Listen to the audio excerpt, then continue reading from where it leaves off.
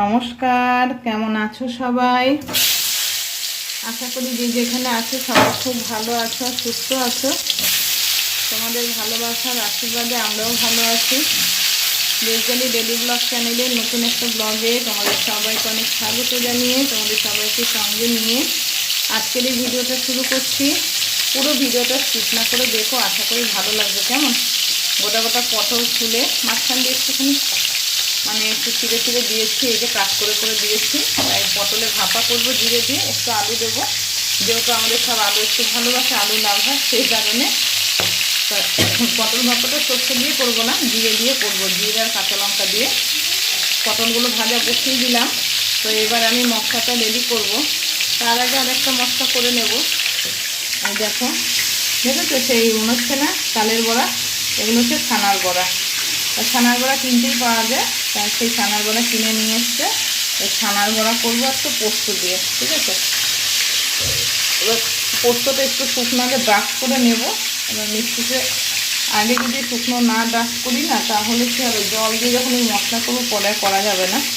সেই কারণে চলো পোস্ত আগে থেকে তো অল্প ছিল দিয়েছি, প্যাকেটটা কেটে একটু ঢেলে আগে পোস্তটা একটু ব্রাশ করে পোস্ত কাঁচা লঙ্কাটা একটু বেটে নেব, তারপর এই পটল ভাপার মশলাটা করবো। তাহলে চলো ঝটপট করে আগে করে নিই পোস্তটা। কেমন, এই যে পোস্ত নিয়ে নিয়েছি, আগে শুকনো একটু ব্রাশ করে নিয়েছি, শুকনো একটু ব্রাশ করে নিয়েছি।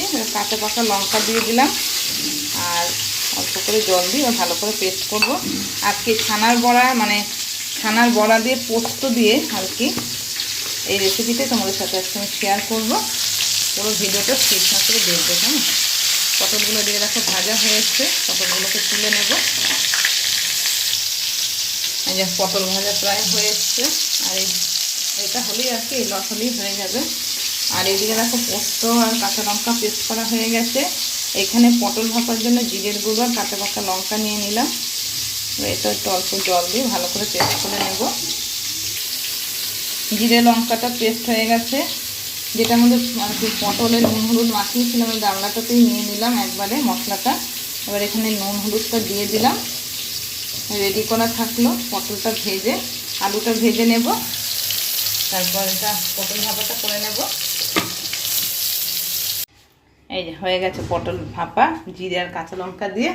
এবার তেল দিয়ে দিয়েছি কড়াইতে, তেলটা একটু গরম হলে, যেহেতু ছানার বড়াটা ভাজাই রয়েছে আর ভাজার কোনো দরকার নেই, পোস্ত আর কাঁচা লঙ্কা বাটাটা দেব, দিয়ে এবার এটা পুরো করে নেব। তাহলে রান্নাটা আমার কমপ্লিট হয়ে যাবে। আর আজকে সকাল থেকে যা যা রান্না করেছি সেগুলো তোমাদের বলাও হয়নি, দেখানো হয়নি। শুক্তো করেছিলাম আর ডাল হয়েছে, মটর ডাল হয়েছে, আম দিয়ে শুক্তো হয়েছে, আলু ভাজা, পটল ভাজা, চাটনি আর একটু কুমড়ো ভাজা হয়েছিল। তাই এই হয়েছে রান্না। আর এখন এই পোস্ত হবে আর পটল ভাপা হলো আর কি। তেলটা গরম হয়ে গেছে, গ্যাসটা কমিয়ে দিলাম, একটু জল দিয়ে পোস্তটা গুলে নিলাম আর কি।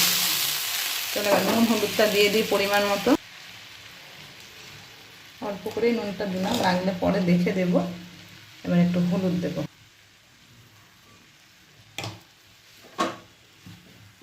রাসটা একটু বাড়িয়ে দিলাম।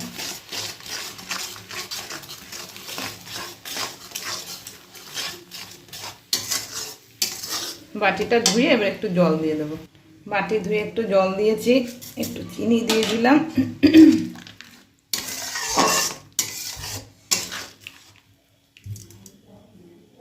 ঝোলটা একটু ফুটে উঠলে ভেজে রাখা বড়াগুলো দিয়ে দেব।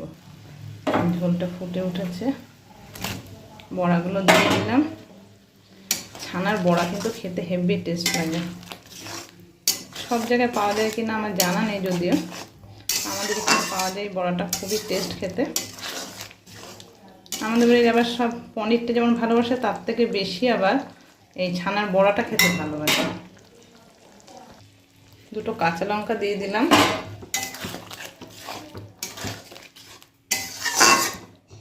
ঝোলটা একটু ভালো করে ফুটুক, তারপর এটা নামিয়ে নেব নুন মিষ্টিটা দেখে। অল্প করে একটু কাঁচা তেল দিয়ে দেব।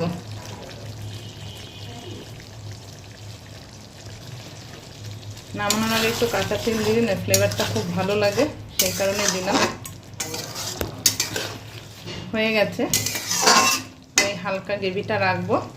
চলো এবার নামিয়ে নিই। কেমন, এই যে ঢেলে নিয়েছি, পোস্ত দিয়ে ছানার বড়ার এই রেসিপিটা তোমাদের কেমন লাগলো অবশ্যই একটু কমেন্ট করে জানিও বন্ধুরা। ভালো লাগলে একটা লাইক করে দিও, আর আমার চ্যানেলটাকে একটু সাবস্ক্রাইব করে আমার পাশে থেকো যারা এখনও আমার চ্যানেলটাকে সাবস্ক্রাইব করোনি। আর যারা আমার চ্যানেলটাকে অলরেডি সাবস্ক্রাইব করে রেখেছো তাদের অনেক অনেক ধন্যবাদ। তারা সবসময় এইভাবে আমার পাশে থেকো, একটু সাপোর্ট করো কেমন। তাহলে চলো সবাই খুব ভালো থেকো, সুস্থ থেকো, সাবধানে থেকো। আবার দেখা হচ্ছে আর একটা নেক্সট ভিডিওর সাথে। ততক্ষণের জন্য সবাইকে টাটা।